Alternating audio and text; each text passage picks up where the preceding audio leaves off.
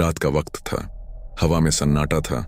बस कभी कभी उल्लू की आवाज और दूर किसी कुत्ते का भौंकना सुनाई देता था। गांव बिलौरा के बाहर एक पुराना श्मशान घाट था, जहां कोई दिन में भी अकेले नहीं जाता था। लोग कहते थे कि वहां एक सिरहीन आदमी की आत्मा भटकती है। कहानी थी कि कई साल पहले एक राजमिस्त्री रामू की वहीं हत्या हुई थी। किसी ने उसका सिर काट दिया था और सिर को गायब कर दिया था। लोगों ने शरीर को तो श्मशान में जलाया, पर सिर कभी नहीं मिला। तब से उस जगह को कटे सिर वाला घाट कहा जाने लगा। तो नई सड़क का काम गांव के प्रधान ने फैसला किया कि अब श्मशान के पास से होकर एक नई सड़क निकलेगी ताकि शहर तक रास्ता छोटा हो जाए।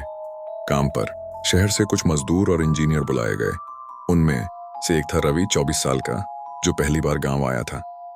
रवि ने जब पहली बार श्मशान देखा तो पूछा, भैया, ये जगह इतनी सुनसान क्यों है? स्थानीय मजदूर हरिया ने कहा, साहब, रात में यहां मत रुकना, वरना सिर फट जाएगा डर से।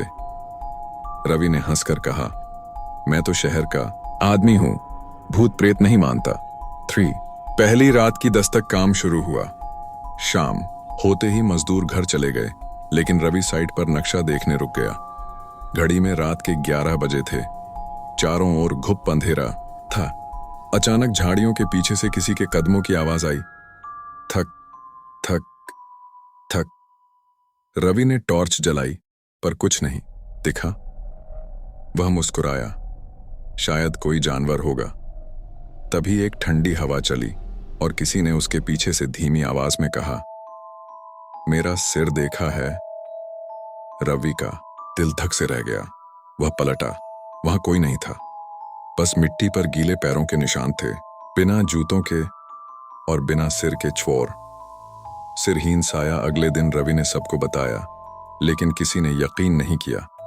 हरिया बोला, साहब, हमने तो चेताया था, रात को वहां मत रुकना। पर रवि ने बात को हंसी में उड़ा दिया। रात को फिर वही हुआ। वह नक्शे के पास बैठा था कि हवा अचानक थम गई। सन्नाटा, बिल्कुल सन्नाटा। और फिर एक परछाई, लंबी, बिना सिर के, उसके सामने से गुजरी। रवि ने टॉर्च उस पर डाली और उसके हाथों में खून से सनी कुल्हाड़ी चमकी। वह आकृति रुककर बोली, मेरा सिर वापस दो, मुझे अधूरा मत रखो। रवि चिल्लाया और भागने लगा, पर उसे लगा जैसे जमीन उसके पैरों को खींच रही हो। वह गिरा और उसकी टॉर्च दूर जा गिरी। अंधेरे में बस एक ठंडी सांस उसके कान के पास आई, जिसने मेरा सिर छिपाया, उसे मैं कभी नहीं छोड़ूंगा। 5 पुराना राज। अगले दिन रवि बीमार पड़ा। उसे तेज बुखार था और वह बार बार कह रहा था, सिर, वो सिर कहाँ गया? गांव के पुजारी को बुलाया गया। पुजारी ने सुना तो बोला, ये उसी आत्मा की बात कर रहा है, रामू मिस्त्री की आत्मा। सबको याद आया कि रामू की हत्या के बाद उसका सिर कभी नहीं मिला था। पुजारी ने बताया कि रामू ने मरने से पहले जिस मकान का काम किया था, वहां का मालिक लालच में उसके गहने छिपाना चाहता था। जब रामू ने मना किया तो उसने कुल्हाड़ी से उसका सिर काट दिया और श्मशान के पास गाड़ दिया। सच्चाई की तलाश रवि ने तय किया कि वह सच्चाई पता लगाएगा।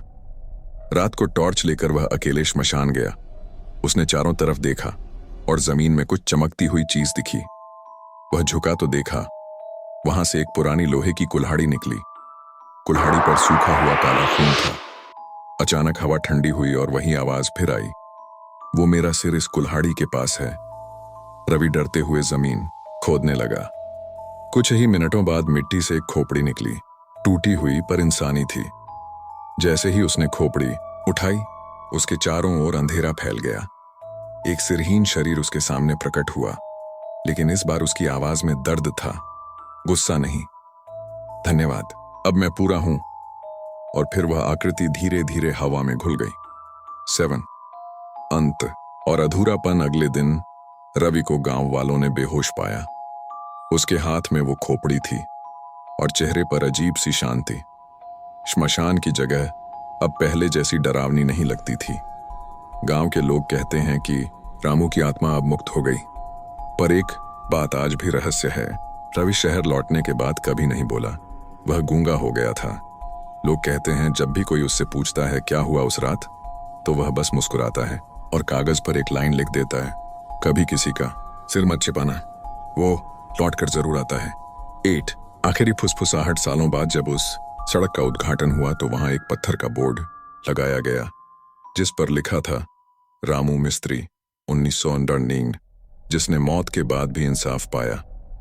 लेकिन रात को सड़क से गुजरने वाले ट्रक ड्राइवरों का कहना है कि कभी कभी एक सिरहीन परछाई सड़क के किनारे खड़ी दिखती है, हाथ में कुल्हाड़ी और हवा में गूंजती वही आवाज, मेरा सिर देखा है।